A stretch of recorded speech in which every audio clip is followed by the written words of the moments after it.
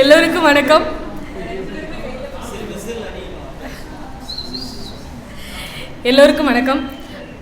இன்னைக்கு பேச போகிற நாவல் வந்துட்டு ஏன்னா டைம் இல்லை, 1 மணிங்கிறாங்க, அங்கே எங்கேங்கிறாங்க. நீங்களாம் டீ குடிக்கிறத பார்த்தா உங்கள் டீயோட அளவு எவ்வளோ இருக்குன்னு நான் பார்த்துக்கிட்டு இருந்தேன். சீக்கிரம் குடிச்சிட்டு மேலே வாங்க அப்படின்னு. கெங்கம்மா நாவல் குறித்து தான் இன்றைக்கு பேச போகிறோம். ஒரு 3 மாதத்துக்கு முன்னாடியே சோலைமாயவன் சார், நான், பூபாலன் 3 பேரும் இங்கே பொள்ளாச்சியில் இருக்க ஒரு பூங்காவில் போய் உட்காந்து புத்தகங்கள் படிச்சுக்கிட்டு இருந்தோம். அப்போ என் கையில் புத்தகம் இல்லைன்னு சொன்ன உடனே சோலைமாயவன் சார் சொன்னார், மேடம் இந்த புத்தகத்தை படிங்க, என்கிட்ட இன்னொரு காப்பி இருக்குது, நான் வீட்டில் போய் நான் படிச்சுக்கிறேன், நீங்கள் இதை கண்டினியூ பண்ணுங்கன்னு சொல்லி தான் கொடுத்தாரு. இது தொடங்கினது வந்து பொள்ளாச்சியில் இருக்க ஒரு பூங்காவில் இருந்து தான். இந்த புத்தகத்தினுடைய முதல் 5 அந்த பாகங்கள் வந்து நான் இங்கே தான் படித்தேன். அதுக்கப்புறம் தான் வீட்டுக்கு எடுத்துகிட்டு போய் 1 வாரத்தில் இதை படிச்சிட்டோம். படிச்சுட்டு 3 மாதம் ஆயிடுச்சு. ஒரு 10 நாளைக்கு முன்னாடி மேடம் கூப்பிட்டு சொன்னாங்க, அப்புறம் சாரை கூப்பிட்டு சொன்னார், பொதுவாக பொள்ளாச்சி இலக்கிய வட்டத்தில் 15 நிமிஷம் தான் கொடுப்பாங்க ஒரு புத்தகத்தை பேசுகிறதுக்கு. அது 600 பக்கமாக இருந்தாலும் 1000 பக்கமாக இருந்தாலும் அது உங்களுக்கான சவால். 15 நிமிஷத்துலேயே நீங்கள் பேசி முடிக்கணும் அப்படின்னு. இந்த முறை எனக்கு அதிசயமாக இருந்தது. நேற்று அனுப்பியிருந்தார் சார் புன்னகை, நம்ம அம்சப்பிரியா சார் வந்துட்டு 1/2 மணி நேரம் நீங்கள் எடுத்துக்கங்கன்னாரு. நான் 15 நிமிஷத்துக்கே தயாராகி பழகிட்டேன். திடீர்னு என்னை 30 நிமிஷத்துக்கு தயார் பண்ண சொன்னார்.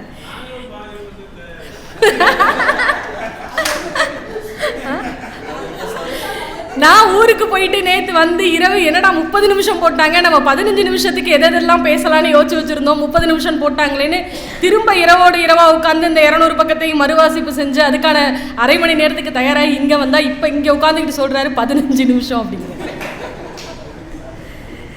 எனக்கு என்ன சொல்கிறதுனே தெரியல. இரவில் ஒரு 2 மணி நேரம் தூக்கத்தை முடிச்சு திரும்ப இது எல்லாத்தையும் படிச்சுட்டுன்னு. ஆனால் மகிழ்ச்சியாக இருக்குது. இந்த புத்தகத்தை பேசுகிறது எப்படி அப்படின்னா, பொதுவாக எந்த புத்தகத்தையும் நம்ம பேசுகிறதுக்கு முன்னாடி நான் நினைப்பேன், இந்த புத்தகத்தில் என்ன பேசணுங்கிற எந்த இதுவுமே இல்லாமல் தான் ஒரு புத்தகத்தை வாசிப்போம். வாசிக்கிற கணத்தில் அந்த புத்தகத்தில் இருக்கிற ஏதாவது ஒன்று சொல்லும், நீ என்கிட்ட இருந்து தான் தொடங்கணும்னு சொல்லும். புத்தகம் தான் சொல்லும், நீ என்கிட்ட இருந்து தான் இந்த விஷயத்தை தொடங்கணும் அப்படின்னு. அது நமக்கு வழி நடத்தும், ஏதாவது ஒரு இடத்துல சொல்லும்.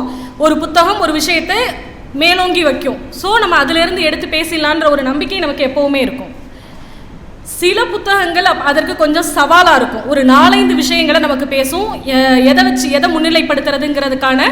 அதுலேயுமே ஏதாவது ஒரு இந்த எல்லளவில் அப்படின்னு சொல்லுவோம்ல, அந்த அளவில் அந்த ஒரு விஷயம் மேலோங்கி இருக்கும், நம்ம பேசுகிற மாதிரி இருக்கும்.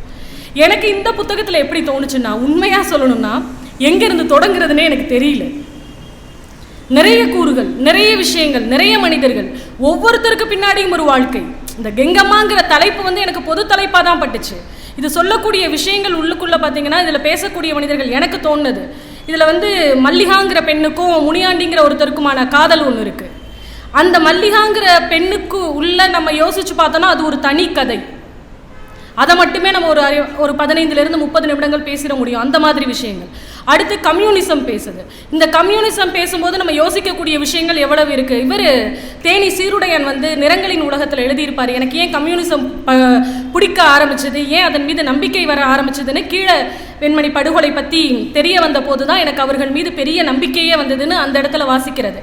அதுக்கப்புறம் கம்யூனிசம் பற்றி நமக்கு ஒரு நல்ல, அதாவது என்னென்ன அரசியல் புரிதல் இல்லாமல் இருக்கக்கூடிய ஒருத்தர் கூட இந்த புத்தகத்தை வாசிக்கிறதின் வழியாக கம்யூனிசத்தை பற்றி ஒரு சின்ன அடையாளத்தை தெரிஞ்சுக்க முடியுங்கிற மாதிரியான விஷயம் இதில் இருக்குது. ஸோ கம்யூனிசம் பற்றி பேசணுன்னா அதில் ஒரு 10-15 நிமிஷம்.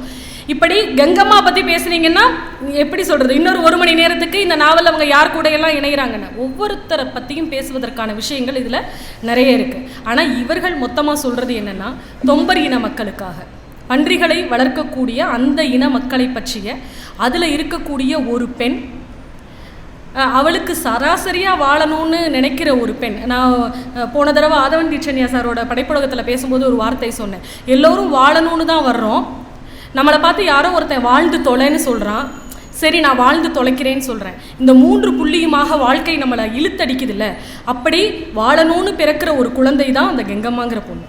அவளுக்கு எந்த குளத்தில் பிறந்திருக்கோம், என்னவா பிறந்திருக்கோம், அதெல்லாம் யாருக்குங்க தெரியும்? அது நம்ம பச்ச இந்த விஷயங்கள் எல்லாம் எந்த குழந்தைக்கு தெரியும்? அப்படி பிறந்த ஒரு பெண்ணு, அவளுக்குள்ள ஒரு அன்பு இருக்குது, அவளுக்குள்ள ஒரு ஏக்கம் இருக்குது, அவளுக்குள்ள ஒரு கோபம் இருக்குது, அவளுக்குள்ள ஒரு காதலும் இருக்குது. கடைசியாக அப்படி இருந்த பெண்ணை எப்படி தெய்வமாக்கிடுறாங்க, தெய்வமாகிட்டா அவ அப்படிங்கிறது தான் கதை. என்னென்னா, ஒரு பெண் பிறந்து வளர்ந்து அந்த குலத்தில் எல்லாமே செஞ்சு தனக்கான வாழ்க்கையை வாழப்போகிற நேரத்தில் அவள் என்னவாக போகிறா, அவளுடைய காதல் ஜெயிக்குதா இல்லையா. எனக்கு இந்த புத்தகத்தில் ஒரு வருத்தம் என்ன அப்படின்னா, அந்த பெண்ணுக்கான காதல் கை கூடிச்சா இல்லையா, அந்த ஆணினுடைய மனநிலை என்னன்னே எனக்கு தெரியாமையே போயிடுச்சு.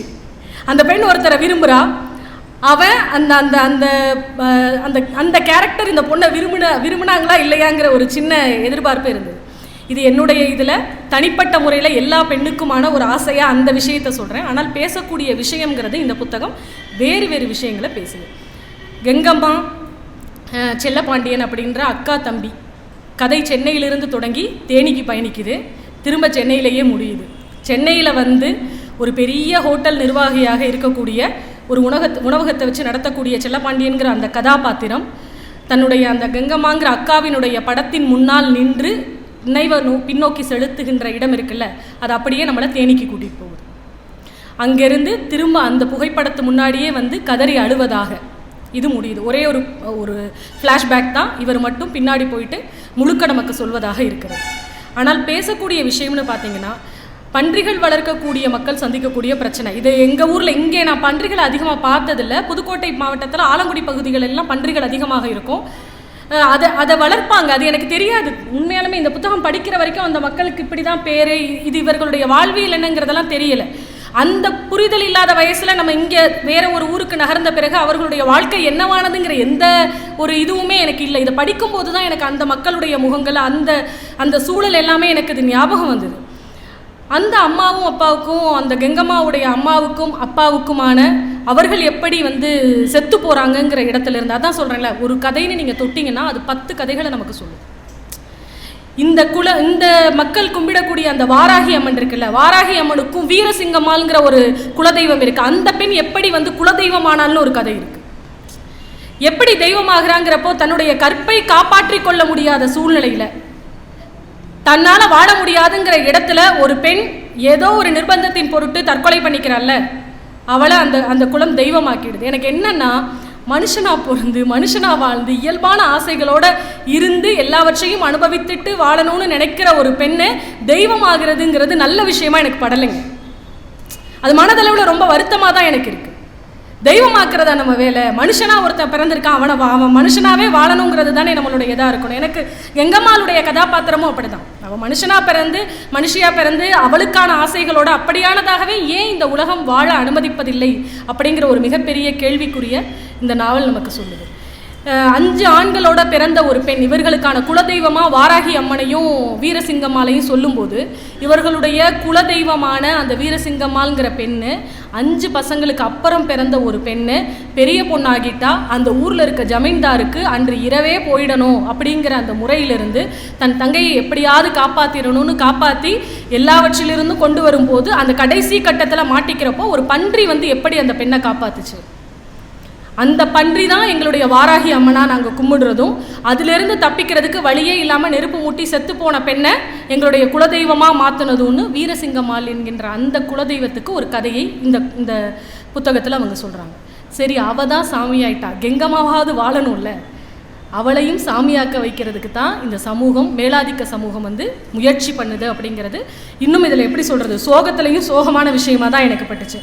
இதில் ஒரு இவங்க இந்த தொம்பரின மக்கள்னு சொல்கிறோம், இவங்க எங்கே தான் இருக்காங்க, இவங்களுக்கான பிறப்பு என்ன அப்படிங்கிறத அந்த பாட்டி, அம்மா, அப்பா, இதற்கு அப்புறம் இந்த கெங்கம்மாவுடைய அம்மாவும் அப்பாவும் அவர்கள் வளர்க்கக்கூடிய பன்றி அந்த ஊரில் இருக்கக்கூடிய ஒரு பெரிய பணக்காரருடைய வயலில் மேய்ஞ்சிட்டதுனால, நாசம் பண்ணிட்டதுனால அதை நீங்கள் இனிமேல் வளர்க்கவே கூடாதுன்னு கட்டளை போடுகின்ற பொழுது, பன்றி வளர்க்கலைன்னா நாங்கள் எப்படி சாமி வாழுவோன்னு அந்த அம்மா அப்பா கேட்குறது வாக்குவாதமாகி இரவில் வேட்டை நாய்களை அனுப்பி பன்றிகளை கொன்று அதில் கோபம் தாங்காமல் அவர்களுடைய வேட்டை நாய்களை 2 கொன்றதின் விளைவாக அந்த ஊர் மக்கள் எல்லோரும் பார்க்கும்படி மரத்தில் கட்டி வைத்து அடிக்கப்பட்டு, இனிமேல் எங்களுக்கு எதுவுமே வேணாம், எங்களை விட்டுருங்க சாமி, நாங்கள் எங்கேயாவது போய் பொழைச்சிக்கிறோன்னு ஒரு இனமே ஊரை காலி செய்கிற போது இதுக்கு நம்ம தான் காரணமாயிட்டோமோன்னு அந்த அம்மாவும் அப்பாவும் கிணத்துல குதித்து தற்கொலை செய்து கொள்கின்றார்கள்.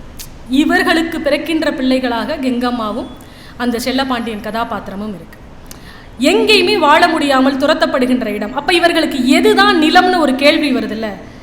லட்சுமி பாட்டி எங்களிடத்தில் அடிக்கடி சொல்வாள், காலம் தெலுங்கு தேசத்திலிருந்து நம்ம குலத்தை நகர்த்தி திருவண்ணாமலை, கண்டமனூர், தொட்டப்பநாயக்கனூர், சின்னமனூர், சாத்தூர், மதுரை, டொம்பிச்சேரி என பல ஊர்களுக்கு நாடோடியாக நம்மை மாத்திடுச்சு.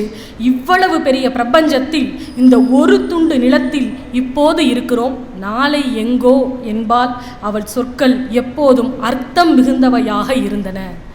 ஊருக்கு போயிட்டு வந்தேன் அப்படின்னு நம்ம சொல்கிறோம்ல, அந்த சொல் எவ்வளோ பெரிய சொல்லுன்னு எனக்கு இப்போ புரிஞ்சிச்சு. இப்போ நான் சொன்னேன், நான் நேற்று ஊருக்கு போயிட்டு நைட்டு தான் வந்தேன்னு. ஏன்னா எனக்கு ஒரு ஊர் இருக்குது, நான் சொல்லிக் கொள்வதற்கென்று எனக்கு ஒரு ஊர் இருக்கிறது. ஆனால் நாடோடியாக இருக்கக்கூடிய ஒருவனுக்கு ஊர் இல்லாமல் போவது. எனக்கு அப்புறம் இதில் ரொம்ப அதிர்ச்சியான ஒரு விஷயம் என்னென்னா, அன்பே சிவம் படத்தில் ஒரு டயலாக் வருங்க. என்னென்னா, இப்போ இந்த நாய்க்கு நீங்கள் ரொட்டி கொடுத்துட்டிங்களா, இல்லை இந்த உயிரை காப்பாற்றிட்டீங்களா, நீங்கள் தான் கடவுள், அவனுக்கு நீங்கள் தான் கடவுள்னு ஒரு சொல் வரும். அப்போ நம்மளை காப்பாற்றுறது கடவுள், நமக்கென்று ஒரு கஷ்டம் வரும்போது காப்பாற்றுறது கடவுள், நம்மளுடைய நிலத்தை காப்பாற்றுவது கடவுள், என்னுடைய வாழ்க்கையை காப்பாற்றுவது கடவுள்னா, நான் இருக்கக்கூடியதற்கு இந்த சாக்கடையும் மலமும் தான் எனக்கு உதவுகிறதுனா என்னுடைய கடவுள் சாக்கடையும் மலமும் என்று அந்த இன மக்கள் பேசுகிறார். நாம் கடவுள்னா ஒரு புனிதப்படுத்தி வச்சு அது இவ்வளவு சுத்தமாக இருக்கணும், இப்படி இருக்கணும், அன்றைக்கு எல்லாரும் குளித்து வீட்டையெல்லாம் சுத்தப்படுத்தின்னு ஒரு சாமி கும்பிடுறோம்ல, அந்த இன மக்கள் பேசுகிறார்கள் இந்த சாக்கடையும் மலமும் தான் எங்களுக்கு கடவுள். ஏன்னா அது இல்லாமல் போயிருந்ததுன்னா இந்த இடத்துலையும் கட்டிடங்கள் முளைத்திருக்கும், எங்களுக்கு வாழ்வாதாரமே இல்லாமல் போயிருக்கும்னு ஒரு இனம் பேசுகிறார். எனக்கு அது பெரிய அதிர்ச்சியாக இருந்தது. சாக்கடையும் மலமும் எங்களுடைய கடவுள் என்று ஒரு இனம் பேசுவது. அடுத்து பன்றி வளர்ப்பதில் என்ன உங்களுக்கு அதனால என்ன பிரச்சனை? அவரவருக்கு வளர்ப்பு பிராணிகள் இருப்பது போல எங்களுக்கும் இருந்தன பன்றிகள். நீங்கள் உங்களுக்கு பிடித்தமான விலங்குகளை வளர்ப்பது போல நாங்கள் பன்றிகளை வளர்க்கிறோம். காக்கைக்கு தன் குஞ்சு பொன் குஞ்சு என்பது போல் நமக்கு அதுதான் பொன் குஞ்சு என்று அந்த இனம் பேசுகிறது. எங்களுக்கு அது வாழ்வாதாரம், எங்களுக்கு அதுதான் முக்கியம். அப்படின்னா உங்களுக்கு எப்படி உங்களுடைய வளர்ப்பு பிராணிகளோ எங்களுக்கு அப்படி என்று இந்த நூல் பேசுகிறது. அப்போ அது எனக்கு பெரிய அதிர்ச்சி. ஒரு நிலம் எவ்வளவு முக்கியமானது, நிலம் இல்லாமல் நாடோடியாக வாழக்கூடிய மக்கள், இங்கிருந்து நம்மளை துரத்திடவே கூடாதுன்னா அதற்கு பின்னாடி இருக்கக்கூடிய அரசியல். இந்த புத்தகத்தில் பின்னாடி ஒரு இடத்துல உங்களுக்கு நாங்கள் பொது கழிப்பிடம் இங்கே கட்டப்போகிறோன்னு சொல்லும்போது வேண்டாம் என்று அந்த மக்கள் எதிர்க்கிறார். ஏன்னா நீ எங்களை இங்கேருந்து நகர்த்தி எங்கேயாவது கொண்டு போய் திரும்ப எங்களை நகர்த்தி போட்டுருவ, இந்த சாக்கடையும் மலமும் இருக்கிறதுனால தான் இந்த இடம் இன்னும் இப்படியே இருக்கிறது, எங்களை நீ தொந்தரவு பண்ணாமல் இருக்க, அது இருக்கட்டும் எங்களுக்கு அப்படின்னு ஒரு இன மக்கள் நமக்கு பொது கழிப்பறைங்கிறது வேணும்னு நம்ம போராடினா இன்னொரு முகம் இருக்குல்ல, அந்த இன்னொரு முகம் என்பது எங்களுக்கான நிலமாக தான் இதுவாக தான் இருக்குது, அதனால் இது எங்களுக்கு இருந்துட்டு போகட்டும்னு சொல்லக்கூடிய ஒரு வாழ்வு. டெய்லி ராப்பிச்சை வரக்கூடியவர்கள், இவர்களுடைய பிரதான தொழில் என்ன அப்படின்னு அவங்க எழுதுகிறாங்க. நைட்டில் ராப்பிச்சை வர்றது, பகலில் வந்து இந்த சௌரி முடி பின்னி விற்கிறது, இந்த சில சின்ன சின்ன பொருட்கள்லாம் பின்னி விற்பாங்கல்ல, பிரிமனை பின்னி விற்கிறது, இந்த மாதிரியான அது விற்றா தான் அன்றைக்கி சாப்பாடு, இல்லைன்னா நைட்டுக்கு ராப்பிச்சை. அவர்கள் வீட்டில் மிஞ்சக்கூடியது அது அன்றைக்கு மிஞ்சியதாக தான் இருக்கணுங்கிற கண்டிஷன்ஸ் கூட இல்லை. அது எத்தனை நாள் மிஞ்சி போனதாக இருக்கலாம், கெட்டு போனதாக இருக்கலாம். அதை எல்லாரும் வாங்கிக்கிட்டு வந்து ஊருக்கு மத்தியில் நடுவில் உட்காந்து ஒன்றாக நாங்கள் சாப்பிடக்கூடிய நிலை. இதுதாங்க அவர்களுடைய வாழ்க்கை முறை. இதிலிருந்து அந்த பெண் எப்படி படிக்கிறாங்கிறது ஒன்று. இந்த புத்தகம் பேசக்கூடிய சில முக்கியமான விஷயங்கள், படிப்பு இருந்தால் ஒரு மனுஷனுடைய வாழ்க்கையில் என்ன மாற்றம் வரும், ஏன் படிக்கணும் அப்படிங்கிற ஒரு கேள்வி. வெறும் சம்பாத்தியத்துக்காக தான் அந்த கும்பல் அந்த கூட்டம் படிக்குதாங்கிறதே எனக்கு சந்தேகமாக இருக்குது. நான் பல மேடைகள் இதை சொல்லுவேன், சம்பாதிக்கிறதுக்கு தான் படிக்கிறமான சர்வ நிச்சயமாக இல்லை, எந்த வேலை பார்த்தாலும் சம்பாதிக்கலாம். ஆனால் மரியாதை கிடைக்கணும்னா படிக்கணும், நம்மளை மரியாதையாக நடத்தணும்னா படிப்பு தான் அந்த மரியாதையை நமக்கு எப்போவுமே வாங்கி தரும். அப்போ படிப்பின் மூலமாக தான் இதை நகர்த்தணும். ஒன்று. இரண்டாவது, அவளுடைய பார்வை ரொம்ப விசாலமான பார்வையாக இருக்குது. ரெண்டாவது, அவள் என்ன சொல்கிறான்னா, ஏன் உன்னைய பக்கத்தில் நெருங்க விட மாட்டேங்கிறாங்க, அவங்கள விடு, நம்ம சைடு யோசி. நம்ம சரியாக குளிக்கிறது இல்லை, பல்லு தேய்க்கிறது இல்லை, முதல்ல நீ அதெல்லாம் செய். அப்போ தான் டீச்சர் கிளாஸில் நம்மளை பக்கத்தில் நிற்க வச்சு பேசுவாங்க. நம்ம அதெல்லாம் செஞ்சுட்டு அதுக்கப்புறம் போய் நம்மளை பக்கத்தில் நிற்க வைக்கலைன்னா ஏன்னு கேள்வி கேட்கலான்னு சொல்லக்கூடிய அந்த இடம். 2. மூன்றாவது, ஒரு தனிப்பட்ட மனுஷியாக ஒரு இடத்துல நின்று போராடுறதுக்கும் ஒரு அமைப்பின் ஊடாக நின்று போராடுவதற்குமான வெற்றி. தோழர்களோடு சேர்ந்து கம்யூனிசத்தில் இணைஞ்சு அவர்களோட சேர்ந்து அந்த பெண் போராடி ஒரு சின்ன விஷயமாங்க அது. தெருக்குழாய், யார் வீட்லேயுமே தண்ணி இல்லை, எதுவாக இருந்தாலும் 3 நாளைக்கு ஒரு முறை அவங்க எல்லாம் பிடிச்சது போக அவங்க பார்த்து பிடிச்சு, இந்த வாழ்க்கையெல்லாம் எப்படி சாத்தியம்னு கூட எனக்கு தெரியல. அவங்களா பார்த்து யாராவது பிடிச்சி அந்த தண்ணியை நம்ம பாத்திரத்தில் ஊற்றுனா அவங்கள கும்பிட்டுட்டு அந்த பாத்திரத்தை நம்ம தூக்கிக்கிட்டு வந்துடலாம் அந்த தண்ணியை. அப்படி இல்லைன்னா அந்த ஊரில் இருக்க அந்த குட்டை தண்ணி இருக்குல்ல, அதை ஃபில்ட்ரு பண்ணி எடுத்துகிட்டு வந்து குடிக்கக்கூடிய கூட்டம். இதில் இருக்கிற ஒருத்தி எங்கள் தெருக்களுக்கும் தண்ணீர் குழாய் வேண்டும்னு 8ஆம் வகுப்பு வரை படித்த ஒரு பெண், எழுத படிக்க தெரிஞ்ச ஒரு பெண்ணு அரசுக்கு கடிதம் போட்டு அந்த ஊரில் அந்த வீட்டுக்கு ஒரு தெருக்குழாயை கொண்டு வந்தால் பக்கத்தில் இருக்கிற மக்கள் நம்மை போலவே இவங்களும் எப்படி தண்ணியை பிடிக்கலான்னு அதை உடச்சி விடுறது, அதில் இருக்க நட்டு போல்டெல்லாம் கழட்டி போட்டுடுறது, அடிக்க விடாமல் அந்த பம்பு. எவ்வளவு சிக்கல்கள் பாருங்க. ஒரு சாதாரண தண்ணி குழாய்க்கு இவ்வளவு போராட்டம் பண்ண வேண்டியதா இருக்கு, ஒரு தெருவிளக்குக்கு அவங்க இவ்வளவு போராட வேண்டியதா இருக்கு, இருக்கின்ற நிலத்தை காப்பாற்றுவதற்கு இந்த இனமக்கள் இவ்வளவு போராட வேண்டியதா இருக்கு. இது யாரும் பெரும்பாலும் தொடாத பக்கம்தான். இது இந்த மக்களை பற்றி பேசப்படாத பக்கம்தான். நமக்கு தெரிஞ்சிருக்கும், ஆனால் இவ்வளவு ஆழமாவாங்கிறது சந்தேகம். படித்ததுக்கு அப்புறம் தான் நமக்கு அது புரிய வருது. உள்ளுக்குள்ள ஏதோ ஒரு சின்ன ஒரு வெக்கத்தை, ஒரு சிலிர்ப்பை ஏதோ ஒரு வகையில் அந்த பெண் கதாபாத்திரம் நமக்கு உண்டாக்குது. இன்னொன்று, இந்த இனத்தில் பிறந்துட்டோங்கிறத அவள் எங்கேயுமே எனக்கு தெரிஞ்சு கீழ்மையாக பேசினதா இல்லவே. அது ஒரு பெரிய புள்ளி. அது எந்த இடத்துலையுமே இந்த குலத்தில் நான் பிறந்துட்டேன்னு அவள் கீழே நினைக்கல. இதிலிருந்து எப்படி மீண்டு வருவதுன்னு தான் யோசிக்கிறா. அது தான் மட்டுமல்ல, தன் இன மக்களும் எல்லாருக்கும் சாயந்தரம் கதை சொல்கிறாங்க. சேகுவேரா பற்றி பேசுகிறா, பெரியார் பற்றி பேசுகிறா, மார்ட்டின் லூதர் கிங் பற்றி பேசுகிறான். அந்த இன மக்களுக்கு வேறு வேறு நாட்டினுடைய தலைவர்கள் போராட்டங்களின் வழி எப்படி வெற்றி அடைந்தார்கள்ங்கிறத அந்த பொண்ணு பேசும்போது தொடங்கின புள்ளியில் எல்லோரும் கிண்டல் செய்தவர்கள் பின்பு எல்லோரும் உட்கார்ந்து கதை கேட்ட பிறகு பக்கத்தில் இருக்கக்கூடிய அந்த குறவர் இன மக்கள் கூட, நீ ஏதோ சும்மா சொல்கிறேன்னு நினச்சேன் பாப்பா, உன் பேச்சை கேட்டால் எங்களுக்கே வீரம் வருது என்று ஒரு கதை சொல்லுவதின் வழியாக ஒரு இன மக்களிடத்தில் எப்படியான மாற்றத்தை கொண்டு வர முடியுங்கிறத இந்த புத்தகம் பேசுகிறது. அப்போ சொல்லக்கூடியது எல்லாமே ஏதாவது ஒன்றாக இருந்தாலும் போராடணும். தோழர்னு கூப்பிடுங்கன்னு சொல்கிற இடம், அந்த பெண்ணுக்கு இன்னொரு தோழர் மீது வருகின்ற காதல், அந்த தமிழ்ச்செல்வன்கிற கதாபாத்திரம் எப்படி இந்த இயக்கத்திற்குள் வந்தான்ங்கிறதுக்கு அவனுக்கு ஒரு கதை இருக்கிறது.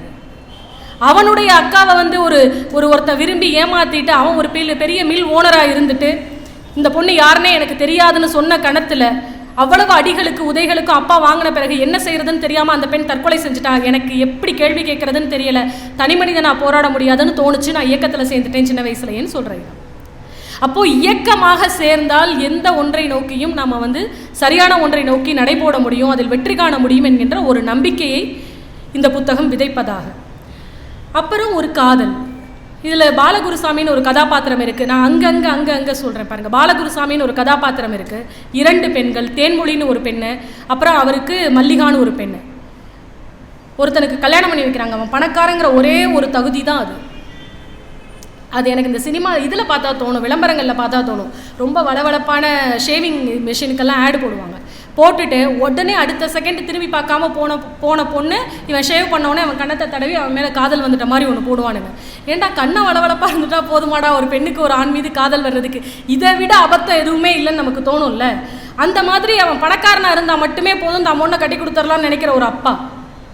கட்டிட்டு போனால் முதல் குழந்தை பிறக்குது, 2வது குழந்தையில பிரசவத்தில் அந்த பொண்ணு ஜன்னியில் இறந்து போயிடுறான். உடனே அவனுடைய தங்கச்சியை கல்யாணம் பண்ணிடணும்னு நினைக்கிறான் அந்த ஆண். அந்த பெண்ணுக்கு அதில் துளியும் விருப்பம் இல்லை. கல்யாணம் பண்ணி வைக்கிறாங்க. அவளுக்கு அதீதமாக அவள் பயப்படுறான். அந்த இரவுகளில் இருக்க முடியல அவனால்.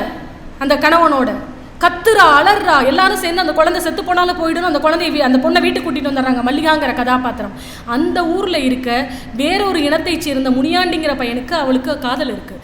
இருவரையும் சேர்த்து வைக்கின்ற கதாபாத்திரமாக கெங்கம்மா இருக்கு. அந்த காதல் சேரணும். அந்த சேர்ந்த காதலில் சேர்த்து வச்சு அனுப்பிட்டு வீட்டுக்கு வருகின்ற பொழுது தான் அவளை அடிச்சு கொள்றதாக இந்த கதை இருக்கு.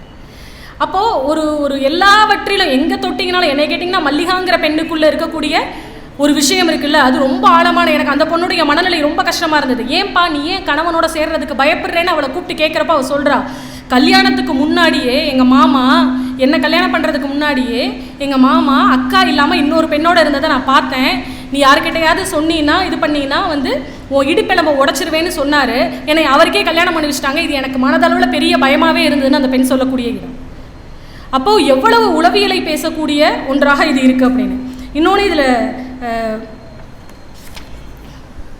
இந்த இடத்துல சொல்லணும், வேலைக்கு போகிற இடத்துல அவர்களுக்கு இருக்கக்கூடிய உடலியல் தொந்தரவு ஒன்றுங்க, உடல் ரீதியான வன்முறை ஒன்று, அடிக்கிறது, துன்பப்படுத்துறது. பொதுவாகவே நான் சொல்கிறேன், பெண்கள் அப்படின்னாலே இது ஆண் சமூகத்தின் மீது வைக்கக்கூடிய குற்றச்சாட்டே இல்லை, இந்த மாதிரி நடந்துக்கிறவர்கள் மீது வைக்கக்கூடிய குற்றச்சாட்டு. இந்த மாதிரி இருக்கக்கூடியவர்களுக்கு பெண்கள் என்றாலே ஒரு ஒரு ஒரு பொருளாக பார்க்குறாங்க அப்படின்னா, அதிலையும் இந்த மாதிரியான பிரிவை சேர்ந்த பெண்கள்னா அவர்களுக்கு ரொம்ப எளிமையாக இருக்குது அந்த பெண்களை அணுகுவதுங்கிறது, தொடுறதுங்கிறது, அவர்களை அடிக்கிறதுங்கிறது. மில்லில் நடந்த விஷயத்தை ஒன்று விடாமல் கனகா அக்கா ஒப்பிக்க, தொட்டா நின்னா தீட்டுன்றானுங்க, படுத்தா மட்டும் தீட்டு இல்லை போல இந்த பொறுக்கி பயல்களுக்கு. மேனேஜர் பெயரில் தட்டை இந்த இதெல்லாம் சொல்லிட்டு வரும்போது அவள் அப்போ தான் எழுதுறா, ஏழைகள் என்றால் ஆண்களுக்கு கூலியில் கை வைப்பது, பெண்களுக்கு என்றால் உடம்பில் கை வைப்பது, உழைத்து சாப்பிட வருவோரின் உடம்பை கேட்டால் என்ன அர்த்தம் என்று கெங்கம்மா கதாபாத்திரம் குரல் எழுப்புவதாக அந்த விஷயம் இருக்கிறது. அது இப்போ படிக்கும்போது எனக்கு தெரியல, சாதாரணமாக தெரியலாம். ஆனால் ஒரு பெண்ணுக்கு எல்லாமே மற்ற இடத்துக்கெல்லாம் எங்கேயும் உள்ளே வரக்கூடாதுங்கிறீங்க, எங்களுக்கு கொட்டாங்குச்சியில் தான் வந்துட்டு சரட்டையில் தான் வந்துட்டு டீ ஊற்றுவீங்க, நாங்கள் அதை தான் வாங்கி குடிக்கணும். இந்த கதை தொடங்குறதே எப்படி தெரியுமா? அந்த சின்ன பையனும் அந்த தாத்தாவும் மல்லிகாங்கிற கதாபாத்திரமும் முனியாண்டியும் 4 பேரும் கல்யாணம் முடிஞ்சு நீங்கள் சென்னைக்கு போயிருங்க, ஊரில் இருந்தால் அடித்து கொண்டுருவாங்க, நான் கொஞ்ச நாள் கழித்து வரேன்னு கெங்கம்மா கதாபாத்திரம் அவங்க 4 பேரையும் வழி அனுப்பி வைக்கிறான். அந்த பையன் போய் சென்னையில் இறங்கி ஒரு டீ கடையில் டீ கேட்குறான், அவர் டம்ளரில் கொடுக்குறாருங்க. வாங்கின உடனே எனக்கு அதிசயமாக இருக்குது, ஆச்சரியமாக இருக்குது, என்னங்க நமக்கு டம்ளரில் கிளாஸில் கொடுக்குறாங்க தாத்தான்னு கேட்குறான். நீ காசு கொடுக்குறல்லடா, அதான் கொடுக்குறாங்க. எங்கள் ஊர்லேயும் காசு தான் கொடுப்போம், ஆனால் எங்களுக்கு கொட்டாங்குச்சியில் தான் கொடுப்பாங்க. அடுத்து ஒரு பெண் வந்துட்டு பேசக்கூடிய ஒரு இடமாக அந்த ஏன் இந்த பொண்ணு இவ்வளவு கத்துறா, இவ்வளவு கோபமாக பேசுகிறான்னா அதற்கு கெங்கம்மா கதாபாத்திரம் பேசுகிறது. அந்த காயத்தோட வழிதான் அவர்களை இப்படியெல்லாம் பேச வைக்குது. சின்ன வயசில் கல்யாணம் பண்ணி குடும்ப பாரத்தை ஏற்று புருஷன் செத்து தன்னந்தனியாக ஒரு பிள்ளைய வளர்த்து கட்டி கொடுத்து ஒரு பொம்பளை வாழ்கிறான்னா அவள் எவ்வளவு கஷ்டத்தை தாங்கி இருப்பாள், எவ்வளவு அவமானப்பட்டு இருப்பாள். அதோட வழிதான் அவளோட பேச்சு. அவள் அசிங்கமாக பேசுகிறத மட்டும்தானே நாம் பார்க்குறோம் கேட்குறோம். ஒவ்வொரு அசிங்கமான சொல்லும் அவளின் இயலாமை. நம்மளும் 4 பேர் போல வாழ முடியலேங்கிற ஏக்கம், அவள் கடந்து வர முடியாத, வெளியில் சொல்ல முடியாத எத்தனையோ இருக்கும். இவை சமுதாயம் கொடுத்த வலி. கொஞ்சம் அவங்க பக்கத்தில் இருந்து அவங்க நியாயத்தை நம்ம புரிஞ்சுக்கிட்டோன்னா அவங்கள மாதிரி நல்ல மனிதர்கள் யாரும் இல்லடா என்ற கங்கா அக்கா அவர்களை பற்றி சொல்லும்போது அந்த பையன் சொல்கிறான், எனக்கு கண் கலங்கி விட்டது. எல்லோரும் இந்த சமுதாயம் மாறணும்னு சொல்கிறோம், ஒவ்வொருத்தங்களும் சமுதாயந்தாங்கிறது யாருக்குமே புரியலடா. மாற்றம் நம்மக்கிட்ட இருந்து தான் தொடங்கணும் என்று சொல்லும்போது என் உச்சியில் அடித்தது போல் இருந்தது என்று அந்த பையன் சொல்கிறான். சமுதாயத்தின் மேலே பொதுவாக குற்றம் சொல்லிட்டு கையை காட்டி நம்ம எல்லாத்தையும் பேசிட்டு போடுறோம், ஆனால் அந்த மாற்றம் எனக்குள்ளேருந்து தான் தொடங்கணும்னு. இன்னொன்று இதில் இந்த தோழர் என்கின்ற பேசக்கூடிய ஒரு டீ கடையில் போய் இவள் வேலை கேட்பான். அந்த மக்களை எப்படி மீட்டெடுக்கிறாங்கிறது, கல்வியை நோக்கி நகர்த்துறது. ராப்பிச்சைக்கு போகாதீங்க, பிச்சை எடுக்கிறதுனால தானே இந்த கூட்டம் நம்மளை கேவலமாக பேசுது, வேலைக்கு போகலாம் வாங்கன்னு வேலை தேடி அலைவது. அப்படி வேலைக்கு போகிற இடத்துல கம்யூனிசம் பேசக்கூடிய ஒருத்தர் எனக்கு இங்கே வேலை கிடைக்குமான்னு கெங்கம்மா கேட்குறப்போ, அம்மா என்ன வேலைம்மா உனக்கு கொடுக்குறது, என்ன தோழர் வேலை உங்களுக்கு கொடுக்குறது? நான் இல்லை, இந்த பாய்லரை கூட நான் கழுவி வைப்பேன், நீ கழுவி வச்சேன்னா யார் குடிப்பாங்கன்னு கேட்கக்கூடியது. அப்போது அவள் ஒரே ஒரு நக்கல் சிரிப்பு தான் சிரிப்பான்னு அதில் எழுதியிருப்பாங்க. ஒரே ஒரு நக்கல் சிரிப்போடு தான் அவன் நகர்ந்து போகிறான்னு எழுதியிருப்பாங்க. அந்த நக்கல் சிரிப்பு அந்த மனுஷனை இருக்க விடாது, திரும்ப கூப்பிட்டு சரி வாங்க செய்யுங்கன்னு சொல்லுவேன். ஏன்னா பேசக்கூடியது கம்யூனிசம், சொல்லக்கூடிய சொல் தோழர். ஆனால் நீங்களே எங்களை இப்படித்தானே பார்க்குறீங்கன்னு அந்த பொண்ணு சொன்னது இவ்வளவும் பேசாமல் ஒரே ஒரு நக்கல் சிரிப்பில் நகரும்போது திரும்ப வேலை கிடைக்கிறது. அப்போது ராப்பிச்சைக்கு போகாதீங்க, எல்லோரும் வேலைக்கு போங்க, சம்பாதிங்க, உடல் அளவில் நீங்கள் சுத்தமாக இருங்கன்னு பேசுகிறது, உங்களுக்கென்று சுயமரியாதை இருக்குன்னு பேசுகிறது, சில விஷயங்களை எதிர்த்து குரல் கொடுங்கன்னு சொல்லக்கூடிய இடம். அது கதைகளின் வழியாக எழுத்துக்களின் வழியாக அவர் கடத்துகிற விதம் அப்படிங்கிறது ரொம்ப பெருசு. இதில் ஒரு கிராமத்துக்கு இலை எடுக்கிறதுக்காக கூட்டிகிட்டு போவாங்க. இவங்களை ஒரு ஃபங்க்ஷன் நடக்கும், ஒரு ஊரில் கெடாவெட்டு நடக்கும், அங்கே சாப்பிட்ட பிறகு இலை எடுக்கணும் அப்படிங்கிறதுக்காக கூட்டிகிட்டு போவாங்க. இதில் கங்கம்மா கதாபாத்திரம் ஒன்று சொல்லும், பண்ணி கூட இன்றைக்கி போடுற இலையை தான்டா இன்றைக்கி சாப்பிடும், நீங்கள் ஏன்டா ராப்பிச்சை எடுத்து 3 நாளைக்கு முன்னாடி போடுற சாப்பாட்டை வாங்கி சாப்பிட்றீங்கன்னு அந்த பொண்ணு கேட்பான். அந்த திருவிழாவுக்கு அந்த கெடாவெட்டுக்கு கூட்டிகிட்டு போயிட்டு அங்கே இருந்து அந்த இலை எடுக்கிற நிகழ்வு அதெல்லாம் படிக்கும்போது நமக்கு சாதாரணமாக இலை எடுக்கிறது இதெல்லாம் தெரியலைங்க. உண்மையாக சொல்லணும்னா அப்பட்டமாக ஒத்துக்கணும், இதெல்லாம் தெரியலை. இவங்களுக்கு பின்னாடி இவ்வளோ வேதனைகள் இருக்கும், வலி இருக்கும் அப்படின்லாம் எனக்கு தெரியலை. இதை படிக்கும்போது அவர்களுடைய மனநிலை என்னவா இருக்குது அப்படிங்கிறது ரொம்ப கஷ்டமாக இருக்குது. அப்புறம் இலை எடுத்துகிட்டு சாப்பிட்றதுக்காக நம்ம காத்திருக்கிறது, அந்த கரிசோருக்காக அந்த குழந்தைகள் காத்திருக்கிறது.